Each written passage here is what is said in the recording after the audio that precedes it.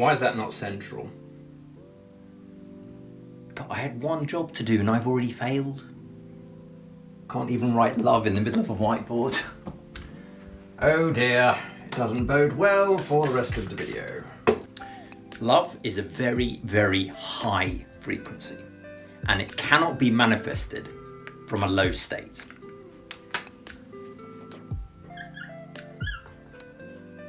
Right, I'm drawing a stick man. There he is, and call him Stan. Why not? Stan, the stick man. Stan is trying to manifest love into his life. Stan has one thing on his side. He spends the majority of his time emotionally up here. His emotional home is at a very high state or frequency. So I'm going to put EH for emotional home. There we go. Pretty fucking high vibes from Stan there. Now, because Stan's own frequency is already high, it's much more of a match automatically for the frequency of love. So he's not going to encounter as much resistance or trouble finding it as someone.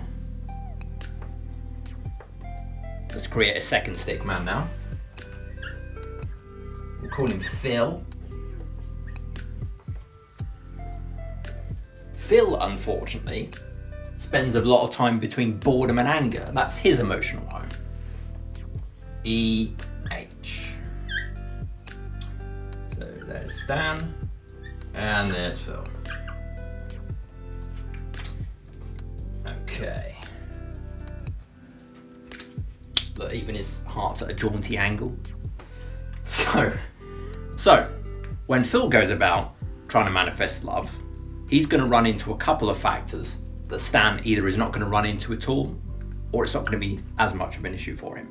The first thing to consider is because Phil's emotional home is below the point of boredom, in between boredom and anger, this is the point, the tipping point in the seesaw, where one's subconscious mind becomes much fully into effect. It starts being able to impinge itself much more easily. It's like it being triggered into circuit below a certain point, and that point is boredom. So Phil, subconscious mind, they both have one. There's Stan's one up here, there's Phil's one's down here. So they both have a subconscious mind, but Phil is much more hooked up to his, because below the point of boredom is when it becomes active. So let's say he's got some love trauma down here he hasn't dealt with, old breakups and shit. Bang, bang.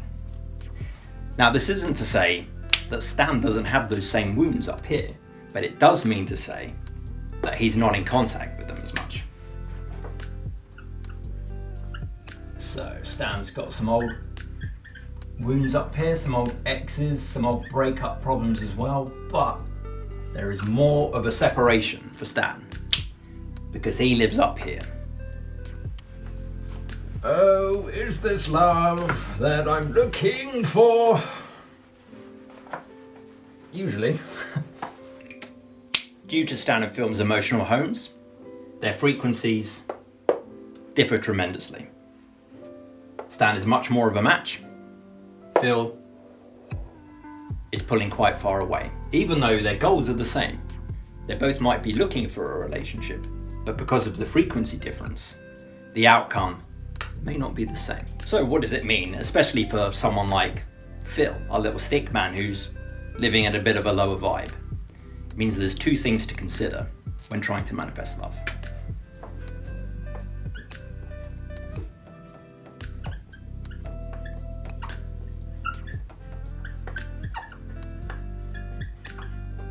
The first, obvious.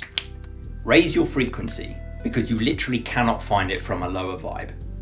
It's not a radio match. You're cutting yourself off essentially from being able to contact love in your life if you're coming from a frequency that is just not a match. Point 2.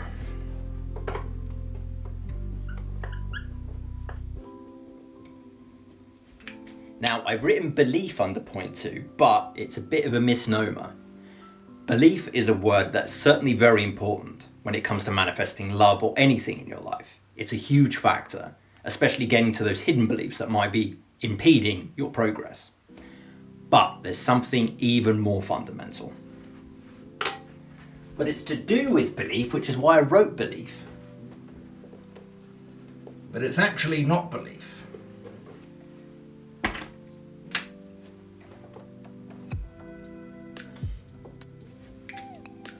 Super duper trooper important.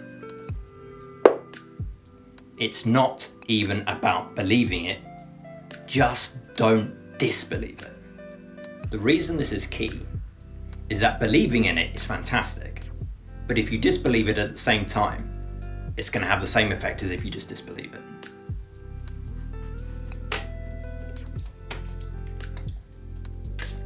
Let's go back to Phil and his slightly below mediocre life. Phil has beliefs, and one of these beliefs is that one day he'll meet the love of his life and he'll get married. So, here we go.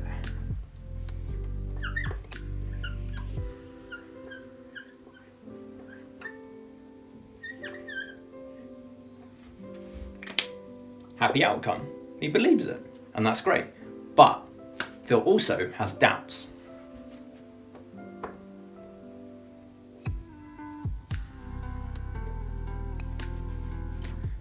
One of his doubts is, well, there's so many people out there. How am I ever going to find the right one for me? I've had so many relationships already and they've all been shit. This isn't looking good. So actually, Phil has several doubts regarding love.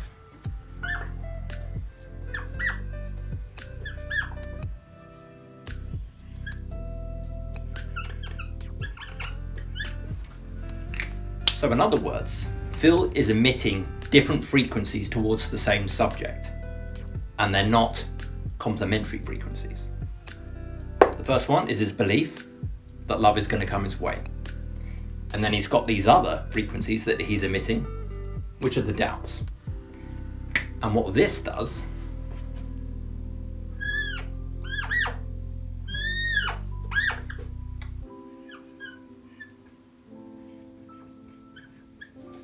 so you got Phil here in the middle, striving towards love with his positive beliefs, and then Phil here with his doubts that are plummeting him further and further away from his goal.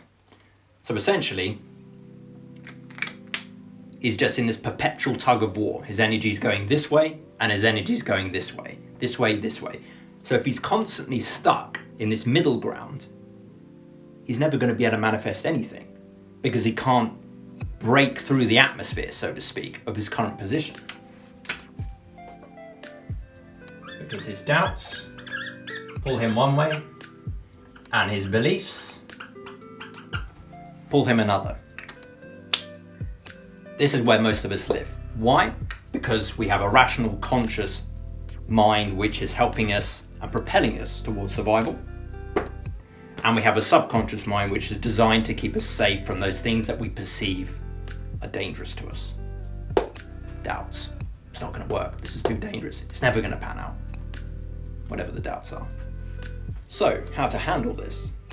Once Phil, going back to the 2 points we went over earlier, once Phil gets his frequency right,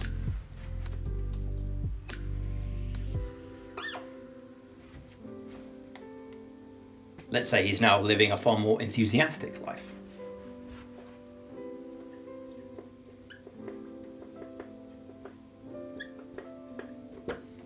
His vibe has been raised.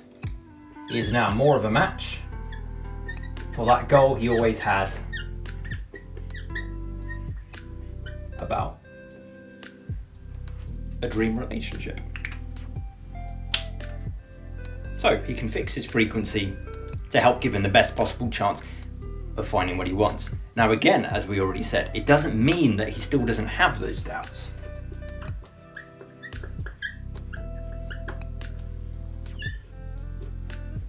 Maybe he does, maybe he doesn't. Maybe he's released a lot of those traumas now, but maybe he hasn't and they're still there. But if that's no longer his emotional home, those doubts are not going to be impinging on him as strongly and in the same way, which frees his energy up to be directed towards the things that he wants. A nice juicy bonus to that is his natural vibration will be, by default, more of a match to the things that he wants.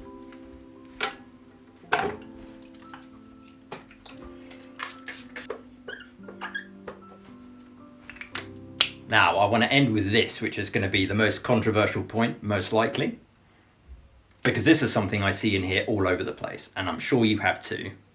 And it really bugs me because I know it's not true. The honeymoon phase. God, that annoys me just saying it. The idea that when you enter a relationship, it's that first initial period where you start dating each other and you're finding out about each other and you're really excited, and eventually that fire burns off and you just end up with something far more pragmatic and dull. And that is just the pan of a relationship. All that is cope. Why? Because no one wants to look at the true price of true love. It's not that difficult to get into a relationship with just anybody. No shade to someone who is in a casual relationship and they're just two people and they're having a good time. But if true love is what you're after, it's much harder to find because the price is so high. This is the price.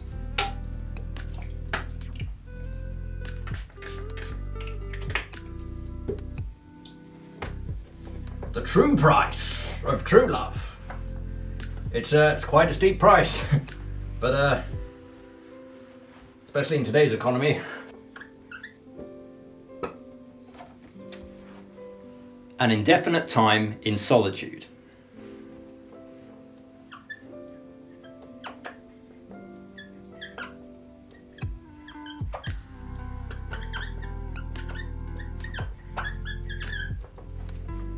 An indefinite time feeling lonely.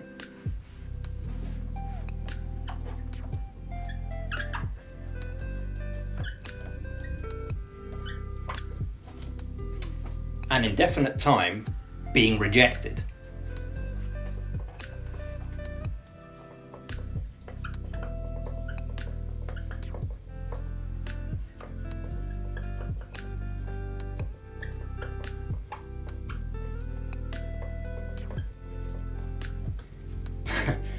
Saved the worst one till last.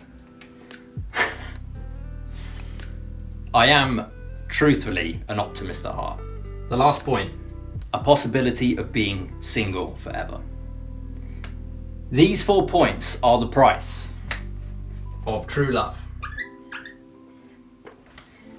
If you have the ability to be by yourself, if you have the emotional health to be able to go through loneliness and feel alone and by yourself indefinitely, if you can get comfortable with the normalcy of getting rejected, and if you could have the idea of being single for the rest of your days, that's a hard one, I know. Doesn't mean that's your goal, but if you could be okay with it, then you eliminate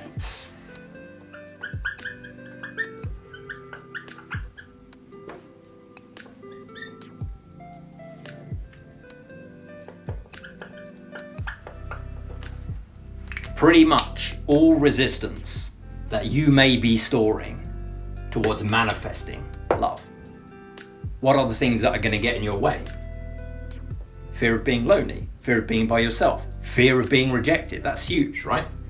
Fear of being alone forever. These are the things that are going to get you into more of a panicky state and think, oh my God, I feel lonely. I need to get in a relationship. I need that person. I need to be there, blah, blah, blah, blah. Get rid of all that. Not because you don't want that thing, but because those are the seeds of resistance to the thing that you actually want, which is love. Eliminate all resistance. If you can do these things, because this in a way is a bit of an illusion. You look at these things and think, oh my God, that's terrible. I don't want to do these things. It looks like you've just been given this colossal, terrible bill. But you probably won't actually have to pay it. You just have to be willing to pay it. If you can be willing to pay it, that's where the power is. Eliminate the resistance. You will have opened yourself up to be able to receive love.